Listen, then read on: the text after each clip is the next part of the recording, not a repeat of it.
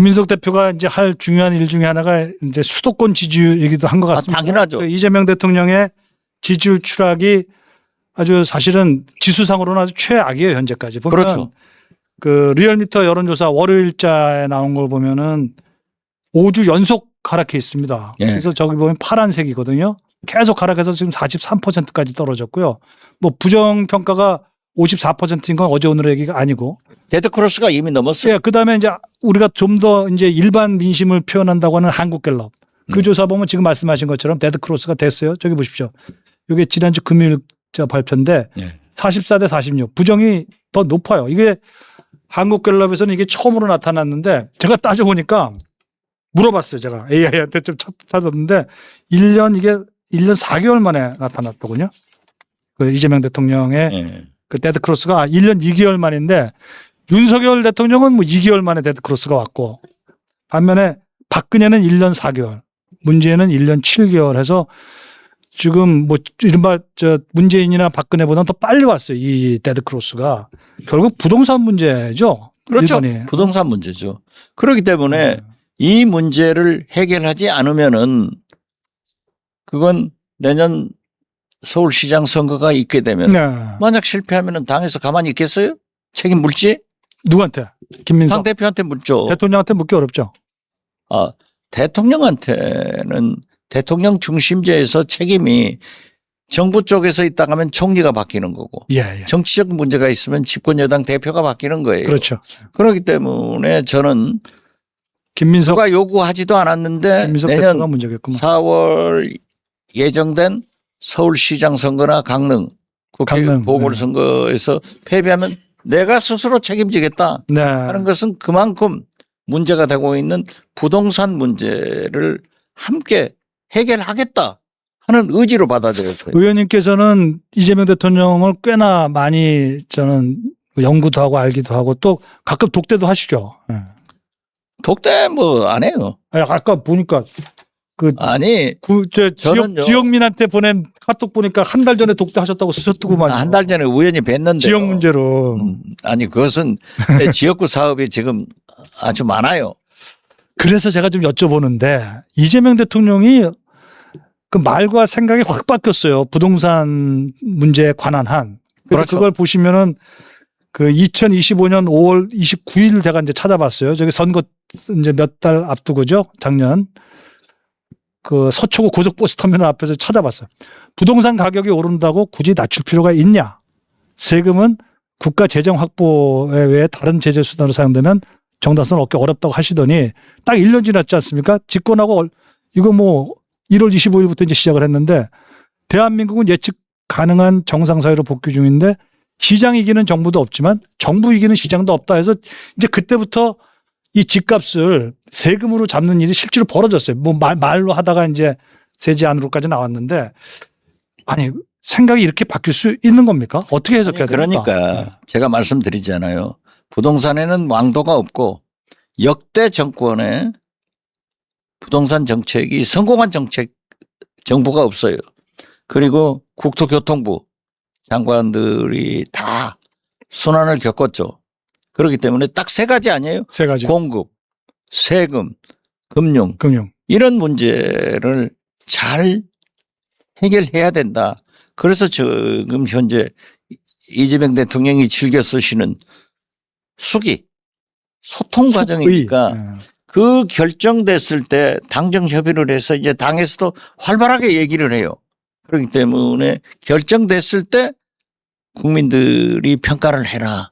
저는 그렇게 말씀드립니다. 대통령이 1년 사이에 세금에 관한 생각, 집값에 대한 생각이 바뀌는 거는 누가 좀 영향을 주는 그건 거예요? 모르겠어요. 모르겠어요. 예. 아, 저는 실세가 아니라 아니, 그때 곁세라니까요. 김대중 총재 대통령 시절까지 쭉 모시면서 그 느낌과 경험이라는 게 쌓이면 느낌이 오지 않아요? 누군가 아니, 저는 작용하지 않으면 하기 어렵죠. 김대중 대통령을 모실 때는 아. 제가 옆에서 장구치고 북쳤는데 지금은 나는 곁세라니까요. 그 강훈식 비서실장이 장구치고 북칠 사람 같지는 않고 누가 있을까? 대통령의 마음을 바꿔놓는 사람이. 강훈식 실장이 외교 문제나 자원 외교 또 국내 문제를 잘해요. 부동산은 누가 김용범 실장인가 보다. 김용범 실장이 전체 한다고는 볼 수 없을 거예요. 중요한 역할을 할 것 같아요. 중요한 역할은 하겠죠. 저는 아무리 그 대통령, 그 부동산에 관한 어떤 그 모순된 아주 다층적인 문제가 있다는 건 알지만 이렇게 바뀔 수가 있나 싶어서 제가 좀 궁금하긴 했습니다.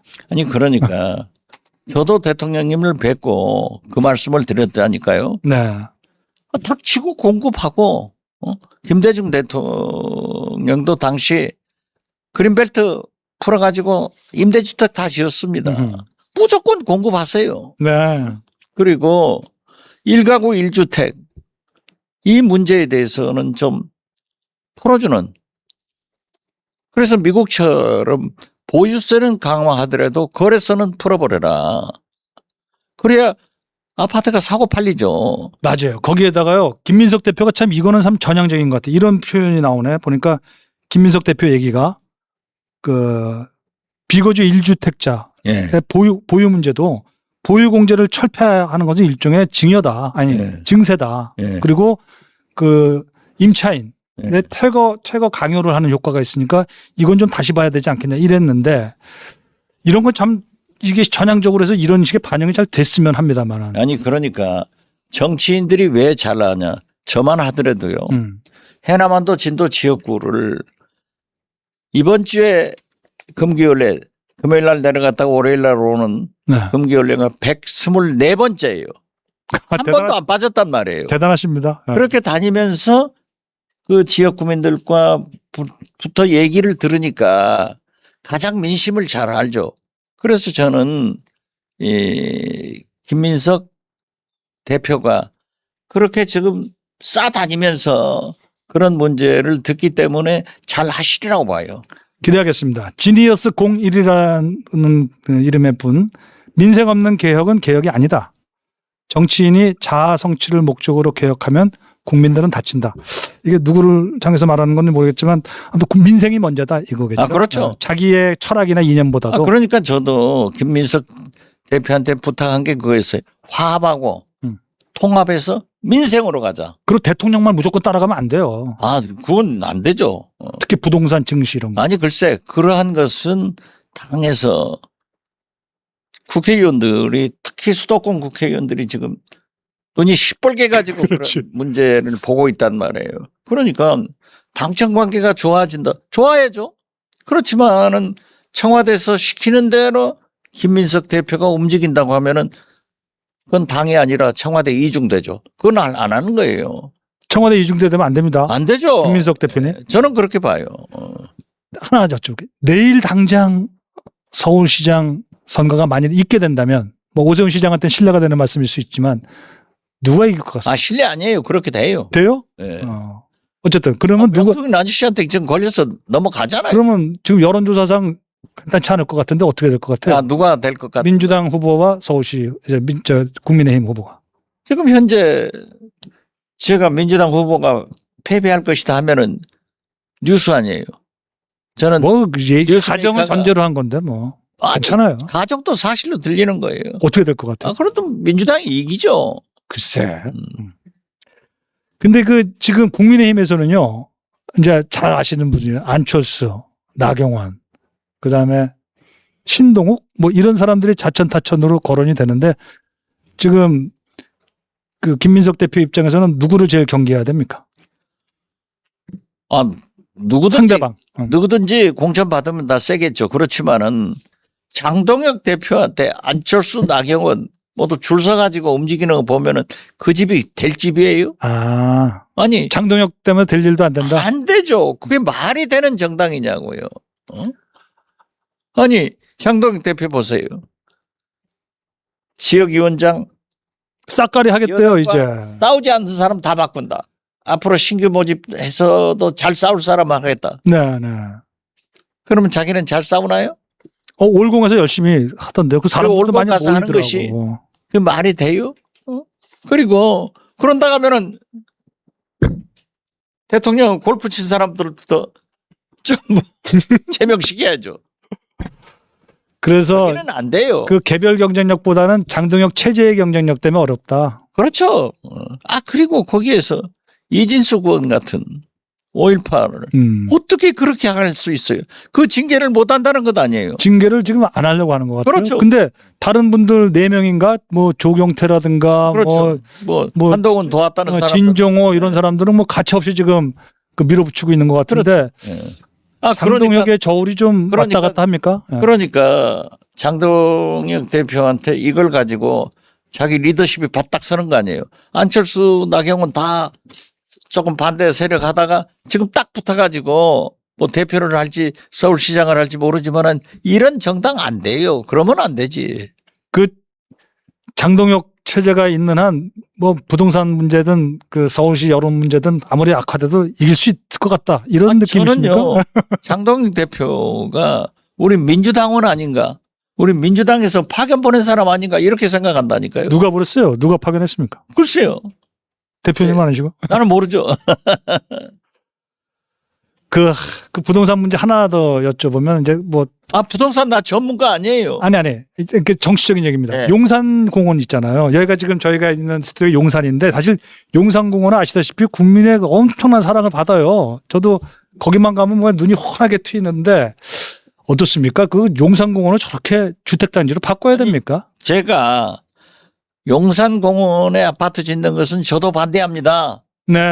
했더니 반응이 좋더라고요. 반대 계속 하세요. 저 말이 안 됩니다. 그런데 제가 집권 여당의 제일 고참 중진 아니에요. 네. 대놓고 반대할 수는 없지만은 그건 좀 안 했으면 좋겠다 그런 생각 가져요. 시사저널 오늘의 뉴스 나왔습니다. 박지원 그 이재명 대통령이 가장 믿고 의지하고 그 가끔 그 의견도 구하시는 박지원 의원께서 용산공원 안 됩니다.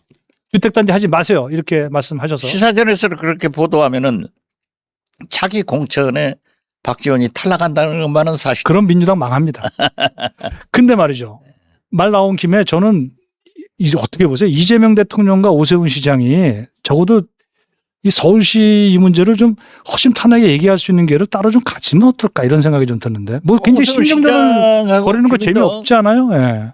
김인덕 국토교통부 장관하고 만난다 하잖아요. 아이고 그 김인덕 장관 뭐 맨날 대통령 눈치만 보지 뭐. 아니 오세훈 시장이 무슨 대통령입니까?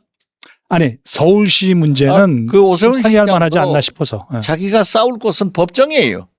명태균하고 싸울 일이지. 그것도 맞는 말씀인데 딱 와서 말이지. 다시 돌아가서 페이스북에다가 대통령 그러면 네. 안 돼요. 뭐 그런 점도 있겠네요. 예. 다만 아무튼 대통령하고 서울시장이라는 거는 정말 중요한 위치에서 그 좀 서로 그냥 마음 정치적인 거 털어놓고 좀 그리고 이 아파트 오세훈 문제 시장 이런 누가 것만 뭐라 얘기했으면 하더라도 좋겠는데. 네. 서울시 아파트값 올린 장본인이에요. 그래서 그 지금처럼 이렇게 마음을 닫아놓는 건 좀 어떨까 아니 싶어서. 뭐 털어야죠. 그렇지만은 김인덕 국토부 장관이 만나기로 했으니까 만나서 네. 또 대통령을 만나게 되면 만나고 그러는 거지. 그렇게 밤낮 깽판 놀려고 하면은 안 되죠. 오세훈 시장 깽판 놀려고 하면 안 된답니다. 그러나 이재명 대통령도 좀 마음력을 만났으면 좋겠어요. 글쎄요. 그것은 제가 대통령 아니니까 뭐라고 할 수는 없지만은 오세훈 시장의 자세가 틀려 먹었다 이거죠. 그렇습니까? 또 그럴 수도 있겠습니다. 오늘 오랜만에 의원님 알아갖고 참 아주 정말 저도 편안하게 하고 싶은 말 다 말씀드렸어요. 혹시 무례했다면 용서해 주십시오. 아니요. 항상 우리 전용기 국장은 무례할 수지 뭐. 기자하면서 얼마나 속썩했어요. 제가 또 원래 그러라고 태어났습니다. 의원님 그냥 감사드리고요. 뭐랄까요. 이제 원로로서 이 대한민국 여야 정치를 통틀어서 이재명 대통령을 포함해서 어떤 정치 어떻게 좀 펴나가야 될지 좀 민주당 의원으로서 말고 대한민국 하나밖에 없는 김대중 대통령의 정치인으로서 한번 말씀해 주시죠. 1분 드리겠습니다. 이기려고 하지 말고 서로 좀 금도를 지키면서 양보하면서 그런 정치를 국민들은 바라고 있고 무엇보다도 어둠 속에 있는 민생 경제 농어민들을 생각하는 그런 여유 있는 정치를 좀 해주기 바라요. 또 우리도 그렇게 나갑니다. 참 좋으신 말씀. 많이 정치인들께서 그 이재명 대통령, 김민석 대표 다 새겨주셨으면 좋겠습니다. 뭐 장동혁 대표가 장동혁 대표도 정말 많이 새기셔야 될 것 같고 마무리하겠습니다. 이재명 대통령은 호남에서는 70% 이상이 나오는데 수도권에서는 떨어지잖아요. 그게 부동산 등 주식 등 이런 게 나타나고 있기 때문에 그러한 민심을 잘 보고 우리가 움직여야 된다. 솔직히 오세훈 시장이 위험한데 내년 4월에 부동산 문제가 이렇게 간다 하면은 서울시장을 승리할 수 있겠는가 하는 것에 대해서도 우리도 고민하고 있어요. 그 아시다시피 김민석 그 대표가 후보 때 일종의 공약을 내세운 게 내년 있을 경우에 4월 서울시장 선거에 자기 재신임을 묻겠다 이렇게 표현을 했습니다. 아니 글쎄요. 그럼 만일에 부동산 문제로 이게 서울시장이 안 되게 되면은 관둬야죠. 당대표 쪽을. 자기가 그렇게 했잖아요. 그리고 그러면은 제가 볼 때는 또다시 그 부동산 문제가 여당의 어떤 그 권력 지형이라고 할까 거기에 큰 영향을 줄 수도 있겠네요. 결과에 따라서. 그렇죠. 그렇기 때문에 우리가 이 부동산 문제를 저도 좀 대형 건설업자, 아파트업자나 네. 시행업자들로부터 직접 한번 얘기를 들어보자 하는 주장을 하고 있는데요. 그렇죠. 네. 부동산은 왕도가 없어요. 부동산에는 왕도가 없다. 또 지금까지 성공한 정권이 없어요. 이 아파트가 못 지으면 그다음 정권에서 공급 부족으로 왕창 문제가 되는데 어떻게 됐든 이 문제를 저는 이재명 대통령이 이건 잘한다고 봐요. 네. 지금까지 국가 정책은 밀실에서 공직자들이 결정해가지고 시행을 밀어붙였거든요. 그런데 이재명 대통령은 모든 수기 과정을 공개해버리잖아요. 네. 공개하니까 그것이 마치 결정된 양 언론에서 보도되고 국민들한테 회자돼 가지고 얻어맞을 것 안 얻어맞을 것 다 맡고 있는데 네. 이렇게 수기 과정에서 소위 결혼 리스크 뭐 20가지 문제 이런 것들이 해결되고 있잖아요. 그러니까 최종적인 안이 나오는 데는 이제 정부 안이 당정 협의가 다음 주부터인가 시작된다고 그래요. 네. 그런 때 김민석 대표가 잘해야죠. 잘할 거예요.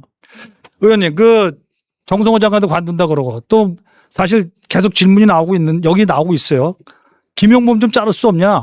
그 양반 그 ETF 단일 종목 ETF 레버리지인가 뭐 ETF 단일 종목 ETF 레버리지 때문에 증시를 그 잘 나가던 그걸 완전히 뒤흔들어 놨던 그 주범 이건 좀 심한 표현일지 모르지만 지목되고 있어서 김용범 좀 잘라라 이런 얘기 많아요. 근데 저는 뭐 그 의원들이 그렇다는 소리고 장관에게 모시는 2기 인사 개편이라 그럴까?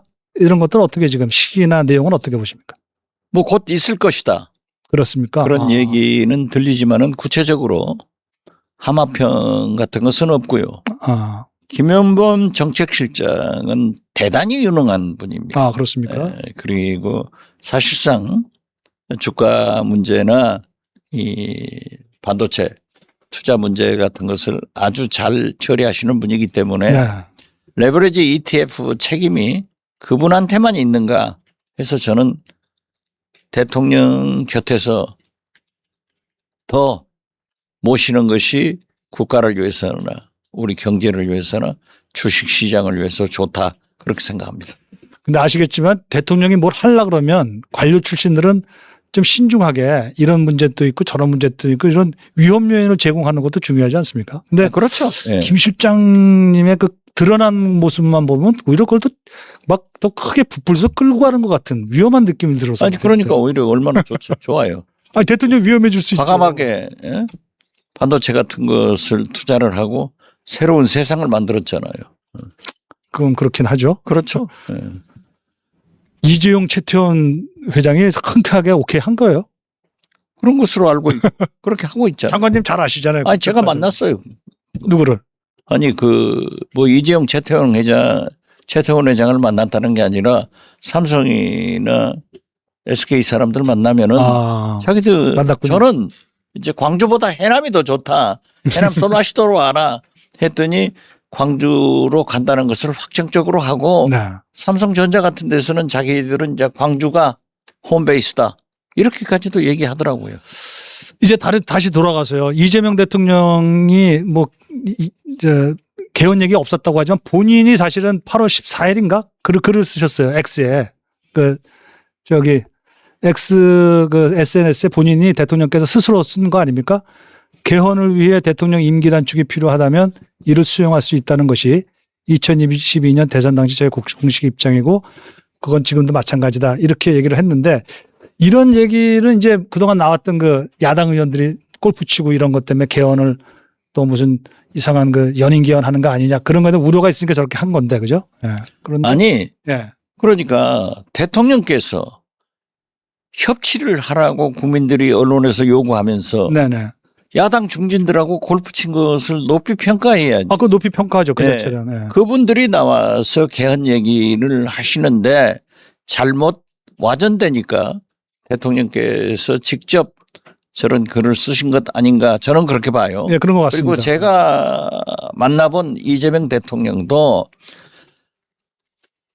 법조인 아니에요. 네네. 자기 스스로가 내가 개헌을 하면은 나는 해당이 안 된다는 헌법 조문을 너무나 잘 알고 계시는데 그러한 것은 없다.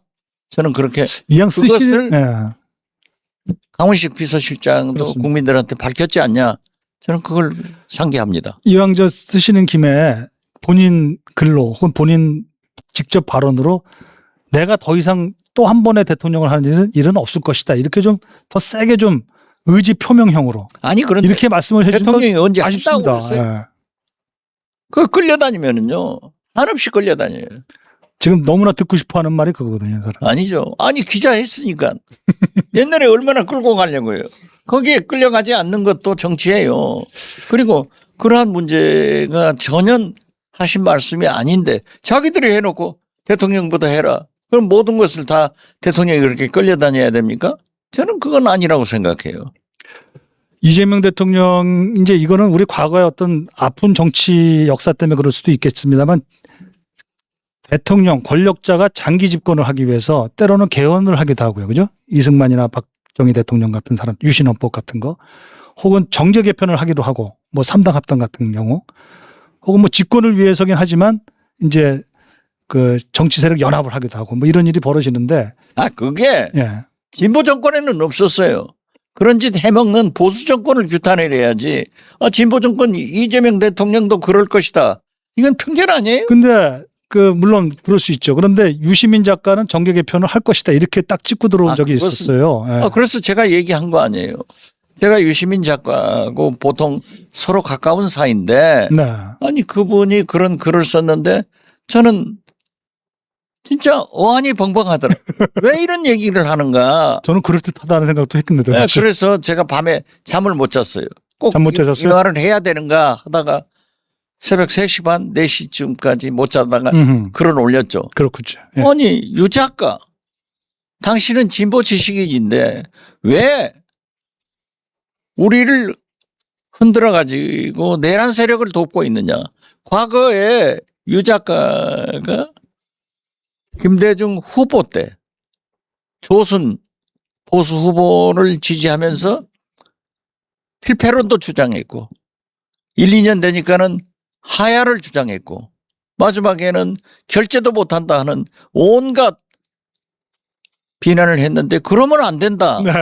그러셨죠. 라고 했더니 예, 예. 좀 조용해져서 저도 유시민 작가한테 미안하게 생각해요. 너무 심하게 한 건.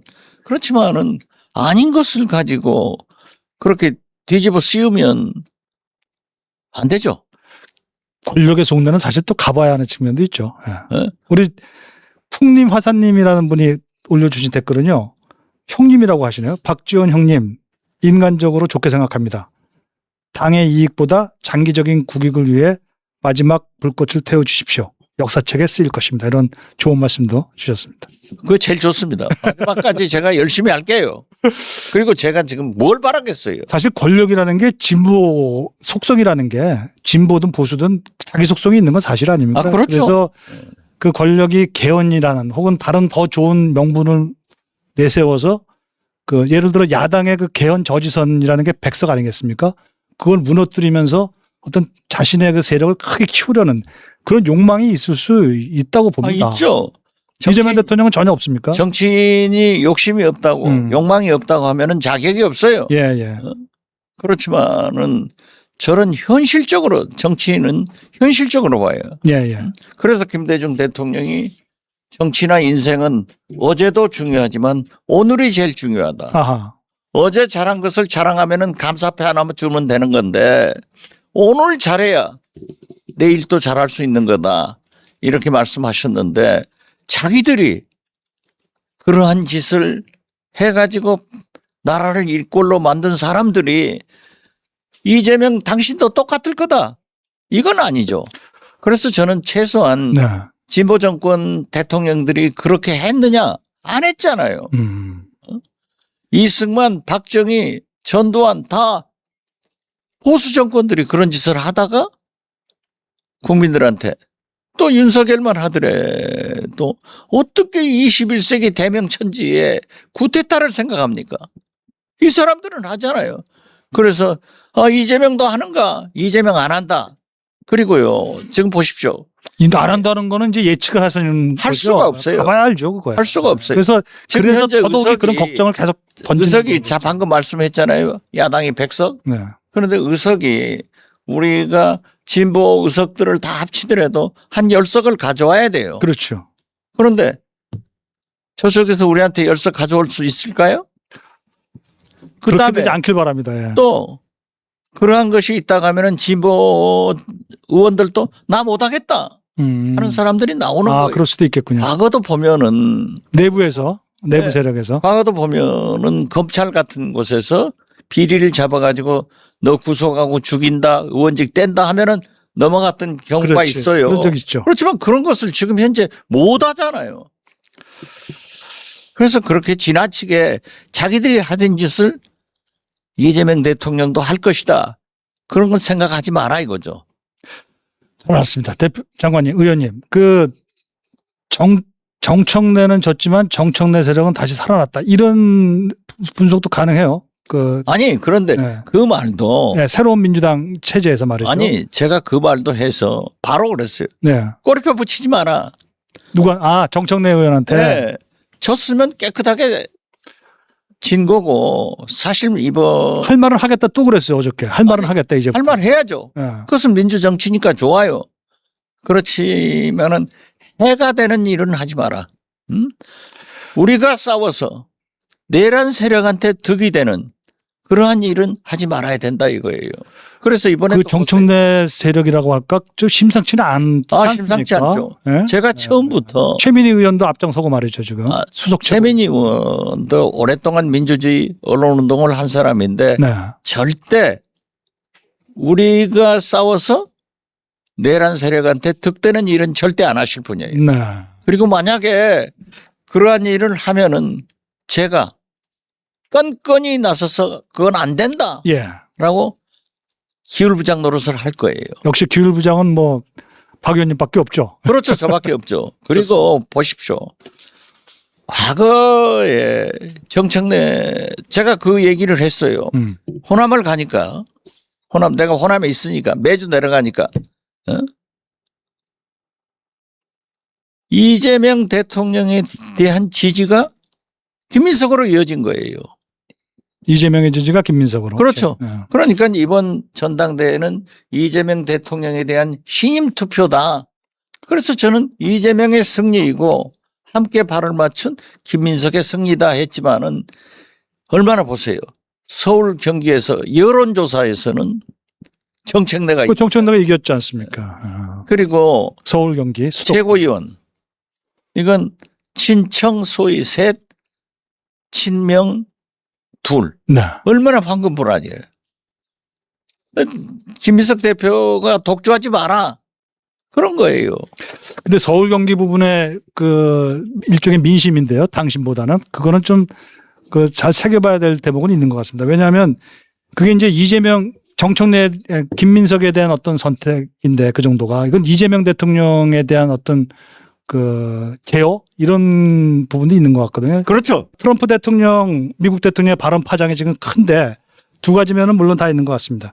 한국 정부와 상의 없이 일방적으로 한미 연합훈련, 을지 방패훈련이라 그러던가 그 중단시켰어요.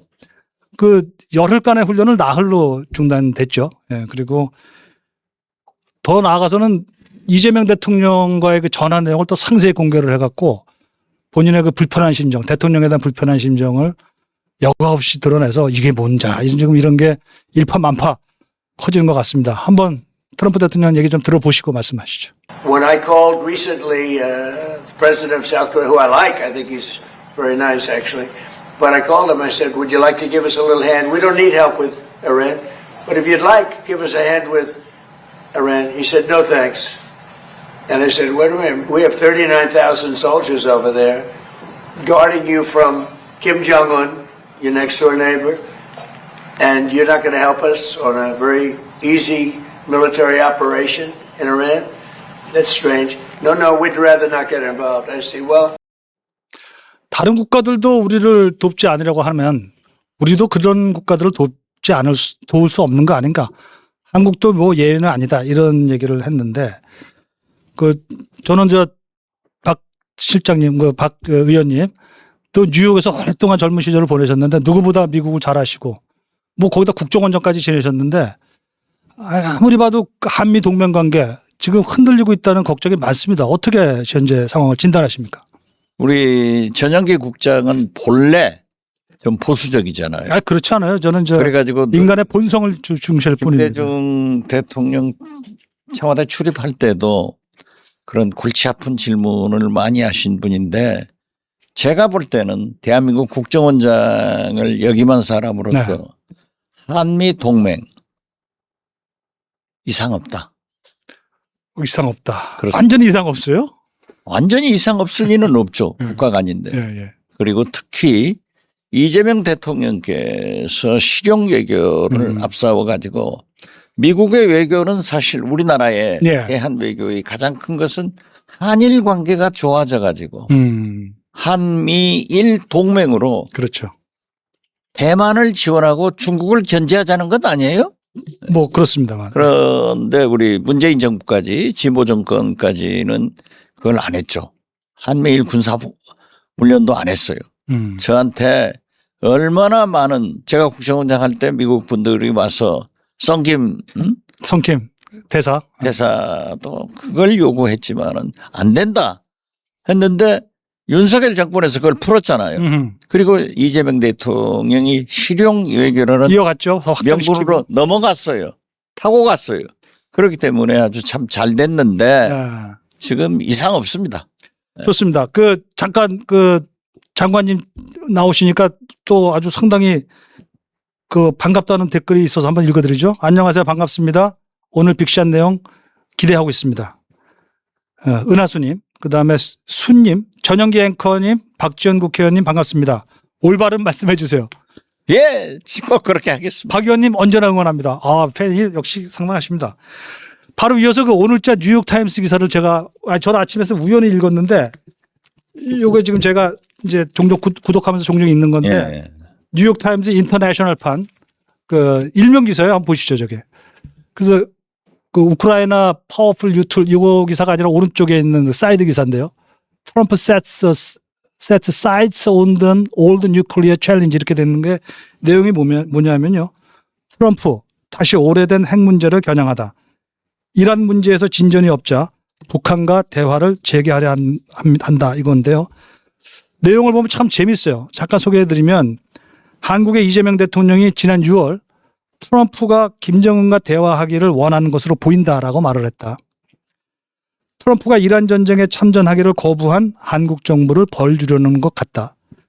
서울이 3,500억 달러 규모의 신규 투자 약속을 이행하는데 느리다. 이런 내용들이 들어있어서 미묘한 남북미의 관계를 잘 설명하고 있는 것 같은데 미국 안에서도 지금 트럼프 대통령과 이재명 대통령의 관계에 대해서 좀 편치 않다. 이렇게 시선을 보고 있는 건 사실이거든요. 그 대목은 어떻게 해요, 우리가? 트럼프 대통령이 원하는 대로 이재명 대통령이 다 따라가 주면은 우리나라는 망해요. 네. 그렇기 때문에 자주 국방, 자주 외교를 이번에 특히 이러한 사실상 파병을 요구했을 때 단호하게 한 것은 저는 아주 잘했다고 봅니다. 예. 그리고 트럼프 대통령은 자꾸 그러한 문제가 생길 때마다 관세 협상, 투자 네. 이런 걸 하고 있는데 그러한 일을 해결하려고 김정관 이 산업부 장관이 가 있잖아요. 네, 네. 그래서 우리도 미국의 약속한 투자는 이행하고 예. 그런다고 트럼프 대통령도 자꾸 우리에게 무리한 요구를 하면은 안 된다. 네. 사실 주한미군이 한반도에 주둔하는 것은 우리 한국의 방해를 위해서는 가장 필요하죠. 아, 그렇습니까? 그렇게 그렇지만은 보세요? 예. 미국의 이익을 위해서도 필요하다고요.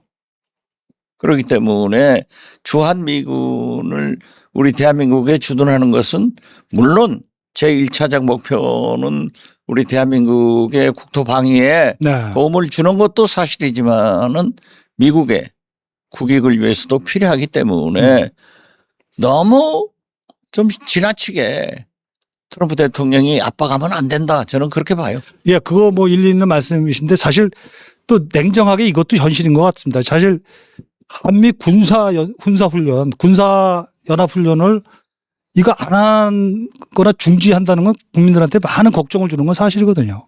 지금도 보다시피 방어훈련만 하고 이제 반격훈련은 아예 없애버렸어요. 예? 트럼프의 요청에 의한 거긴 하지만. 그렇지도 않아요. 네. 사실 문재인 정부에서 문재인 대통령이 네. 평창 동계올림픽을 하면서 한미연합사 훈련을 연기하고 네. 축소하고 없앴잖아요.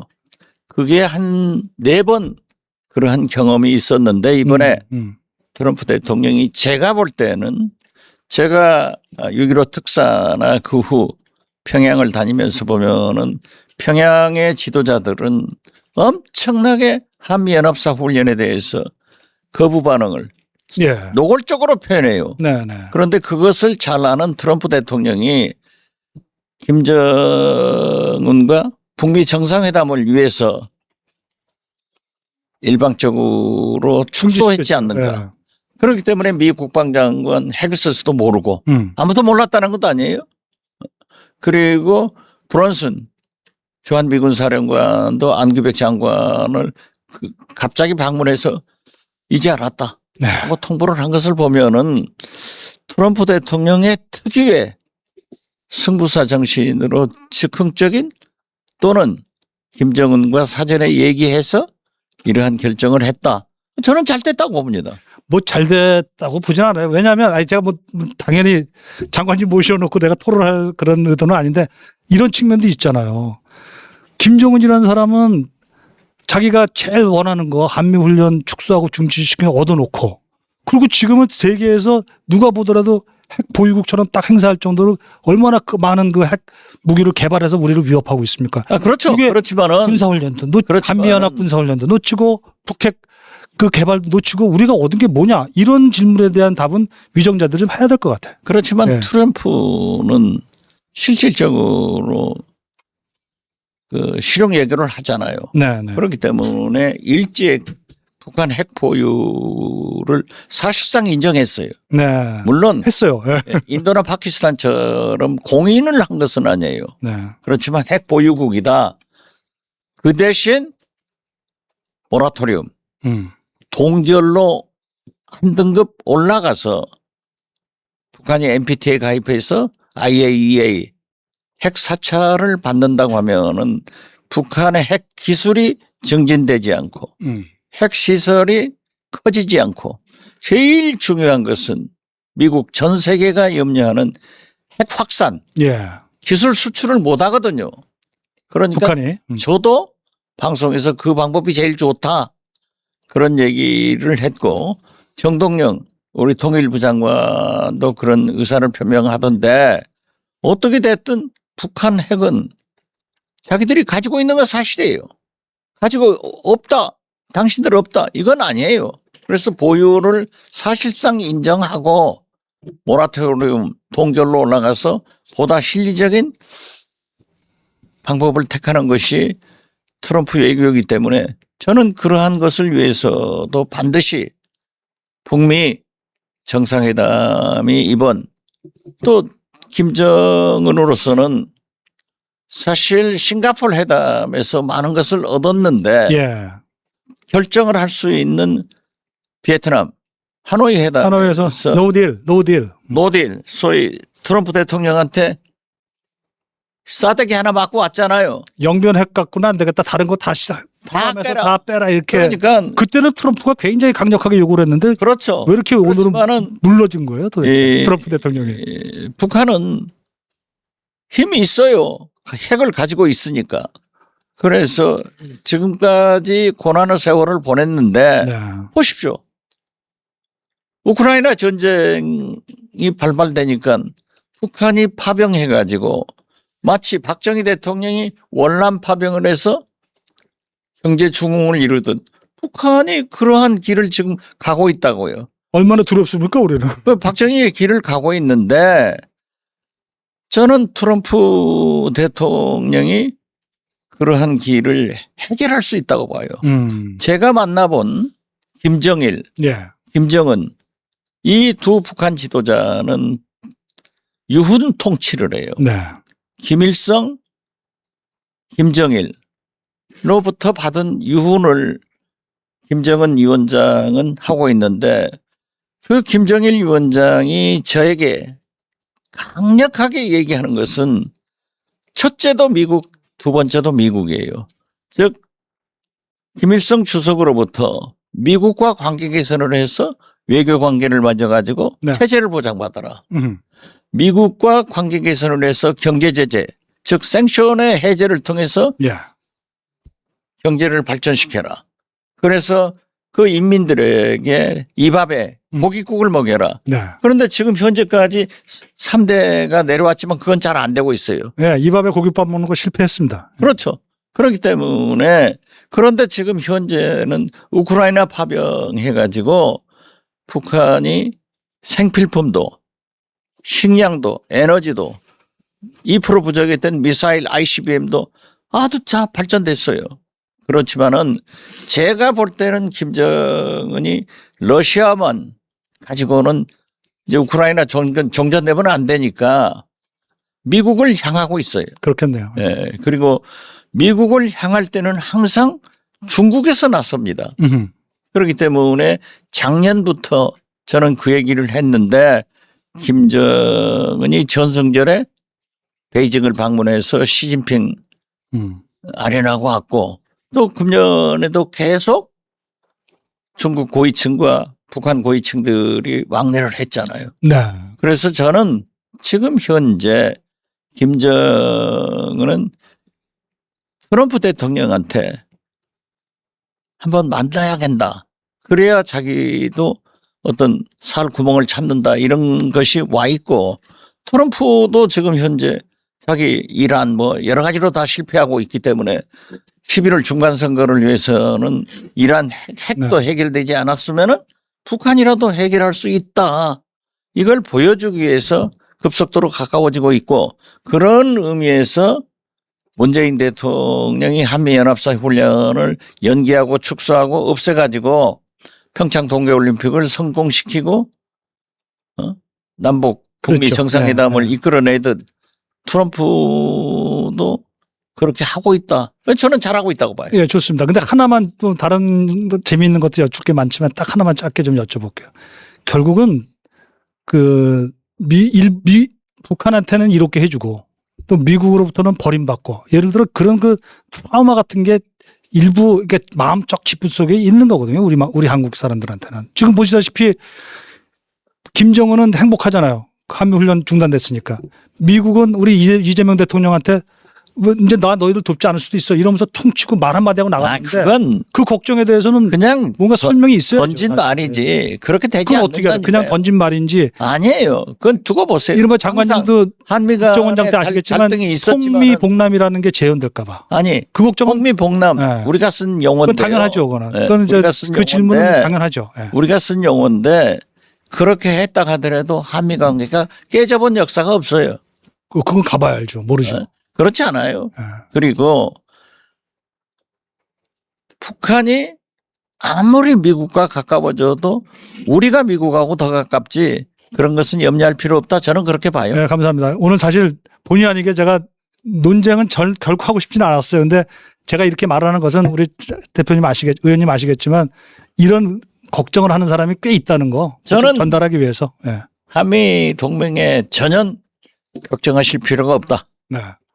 그 실력으로 행동으로 보여주시기 그렇죠. 바랍니다.